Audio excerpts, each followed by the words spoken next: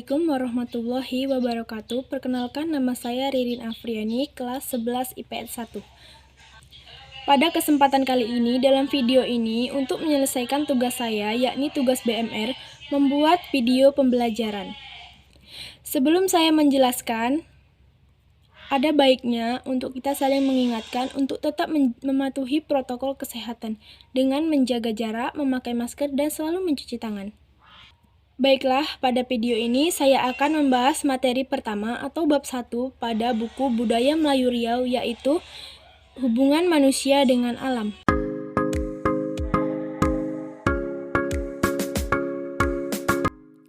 Hubungan manusia dengan alam. Baik, yang pertama terdapat petua amanah yang berisi hubungan manusia Melayu Riau dengan alam dapat diumpamakan sebagai sesuatu yang tak terkatakan. Dari definisi, manusia atau masyarakat Melayu merupakan bagian dari alam itu sendiri. Di sini maksudnya adalah masyarakat Melayu sangat mementingkan sekali kelestarian alam agar alam itu tetap terjaga. Karena bagi masyarakat Melayu, alam merupakan suatu bagian dari hidup mereka yang harus dijaga. Apa itu alam? Jadi bagi masyarakat Melayu, alam adalah segala sesuatu yang ada di langit dan di bumi, seperti binatang dan kekuatan. Alam juga disebut sebagai lingkungan dan kehidupan, bahkan berkaitan langsung dengan akhirat. Maka dari itu, masyarakat Melayu pantang sekali merusak alam. Karena bagi mereka, sekali saja merusak alam, maka tidak main-main akibatnya. Misalnya, kamu menebang hutan sampai gundul, maka akibat yang akan terjadi adalah bencana longsor. Selain itu, gambar berikut juga merupakan akibat dari merusak alam.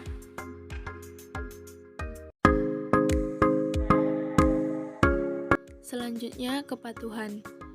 Yang pertama, kesadaran makhluk. Dalam Tenas Effendi 2013 dibentangkan berbagai ungkapan masyarakat Melayu mengenai alam dan lingkungan.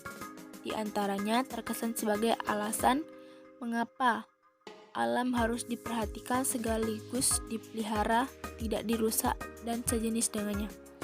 Begitu juga cara memanfaatkannya. Di antara bait ungkapan itu adalah tanda ingat kepada Tuhan, menjaga alam ia utamakan.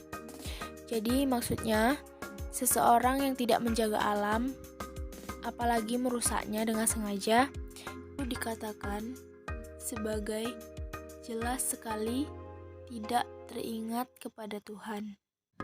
Perlu diketahui bahwa wujud kuatnya penanaman ajaran Islam yang diharapkan oleh masyarakat Melayu ialah semangat adanya adat sebenar adat dalam masyarakat Melayu sebagai adat yang tidak bisa diubah-ubah. Selanjutnya, jika dalam ungkapan tersebut tidak langsung menyebut nama Allah, hal itu dapat dipahami sebagai upaya orang Melayu untuk mengatakan bahwa sikap baik kepada alam bukan hanya tertuju kepada Melayu beragama Islam, tetapi juga untuk semua umat manusia. Jadi maksudnya, ungkapan tersebut tidak langsung menyebut nama Allah, melainkan dengan kata Tuhan. Jadi menurut masyarakat Melayu, ungkapan itu dengan sendirinya sebagai sesuatu pegangan sesuai ajaran Islam. Kata ingat yang dipilih dari ungkapan tersebut menunjukkan sebuah tuntutan tersebut berlaku tanpa memandang status seseorang di dalam agamanya, tetapi digeneralisasi menjadi seluas-luasnya. Terserah apakah ia seorang imam, ustadz, bahkan penganut Islam biasa. Ungkapan sebelum ini sifatnya umum, yakni mengingat Tuhan tentang alam bagi semua manusia.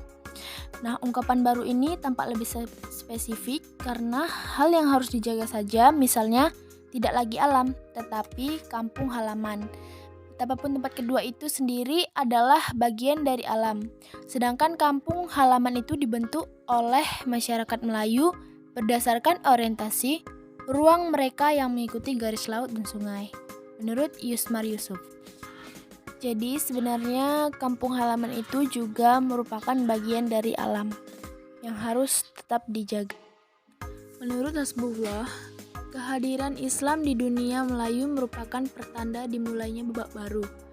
Karena agama ini di samping menjadi sumber bagi adat Melayu, juga dijadikan sebagai pelurus berbagai segi kebudayaan Melayu yang dianggap bersalahan dengan ajaran Islam. Jadi menurut Hasbullah, dari sini terlihat dengan jelas dominasi Islam dalam kebudayaan Melayu, sehingga Islam mewarnai segala aspek kehidupan orang Melayu.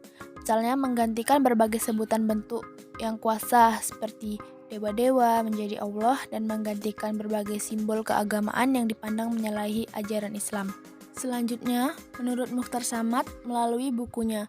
Sebelumnya, Mukhtar Samad adalah seorang ulama dan pemuka adat Melayu Riau. Dari keterangan Mukhtar Samad melalui bukunya ini, semakin jelas terlihat mengapa dalam tunjuk ajar Melayu itu manusia adalah subjek dari kerusakan alam.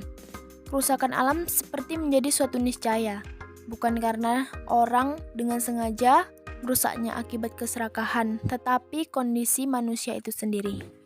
Seperti jumlah manusia yang semakin bertambah. Hal ini bisa diantisipasi dengan cara saling mengingatkan untuk selalu bersama-sama memelihara keseimbangan alam. Yang kedua dari kepatuhan adalah masa depan. Pengertian masa depan ini tidak saja terbatas pada masa yang pendek, yakni suatu generasi, tetapi dari satu generasi ke generasi yang lain. Malahan disebutkan suatu pemikiran setelah seseorang itu tiada, sebagaimana petuah di bawah ini. Tanda ingat dihidupkan mati, memanfaatkan alam ia berhati-hati. Nah, maksudnya di sini adalah orang yang ingat terhadap masa depan atau generasi ke depan setelah ia tidak akan merusak alam dan ia akan menjaga alam dengan sangat hati-hati serta memanfaatkannya dengan sangat hati-hati. Kemudian, orang yang memperhatikan alam lingkungan menempati posisi yang terpuji dalam tunjuk ajar Melayu. Orang yang menjaga alam memperoleh sebutan yang sejajar dengan pemimpin, yakni amanah. Nah, dengan memosisikan sebutan amanah ini, seorang yang tidak merusak alam dan memanfaatkan alam seperlunya, membuat manusia menyadari dirinya sebagai makhluk yang mengemban tugas kemanusiaan, termasuk pada usahanya melaksanakan perintah Allah sesuai dengan ajaran Islam. Inilah yang membuat orang Melayu tidak ingin merusak alam. Selanjutnya yang ketiga adalah dialog. Manusia adalah bagian dari alam sebagaimana diungkapkan pada bagian atas, maka patut diakui pula bahwa ada makhluk lain di sekitarnya. Betapapun disadari bahwa posisi manusia adalah paling mulia. Oleh karena itu, di sini masyarakat Melayu tidak ingin sombong atau menjadi mentang-mentang, dan mereka selalu mengupayakan untuk menciptakan perbincangan atau dialog antar sesama makhluk atau anggota alam tersebut. Selanjutnya, Haji Nur Effendi semasa hidupnya pada pertengahan tahun 2000-an mengatakan bahwa alam dapat diumpamakan sebagai ibu. Oleh karena itu, jangan sesekali mendurhakainya, malah sebaliknya harus berbakti. Nah, berbakti di sini adalah dengan cara bagaimana memanfaatkan alam secara benar. Dengan demikian, barang siapa yang berbuat baik kepada tanah, ia juga seumpama berbuat baik kepada ibunya sendiri. Berdasarkan menurut Taufik Ikram Jamil dan kawan-kawan, tahun 2018, masyarakat Melayu itu menempatkan lebah sebagai binatang yang patut dijaga dan disanjung. Maka dibuatlah ritual menumbai. Nah, ritual menumbai ini dilaksanakan sebagai bentuk kunjungan atau dapat dianalogikan sebagai kunjungan seorang laki-laki kepada kekasihnya. Nah, dalam hal ini, lebah dianalogikan sebagai gadis kekasih sang juagan. Kunjungan sosial tersebut berlangsung secara bertahap, di antaranya meminta izin berkunjung ke rumah si gadis, Nah, pada tahap ini, Juagan mulai membaca mantra, kemudian perlahan-lahan menepuk batang sialang, menunggu jawaban lebah-lebah. Nah, setelah terdengar dengungan, itu berarti Juagan diizinkan untuk memanjat pohon. Tetapi jika tidak terdengar dengung, maka pemanjatan harus ditunda. Jadi, begitulah gambaran dialog manusia dengan alam. Baik, itu tadi adalah video pembelajaran mengenai hubungan manusia dengan alam. Lebih dan kurangnya, saya memohon maaf. Saya akhiri dengan wassalamualaikum warahmatullahi wabarakatuh.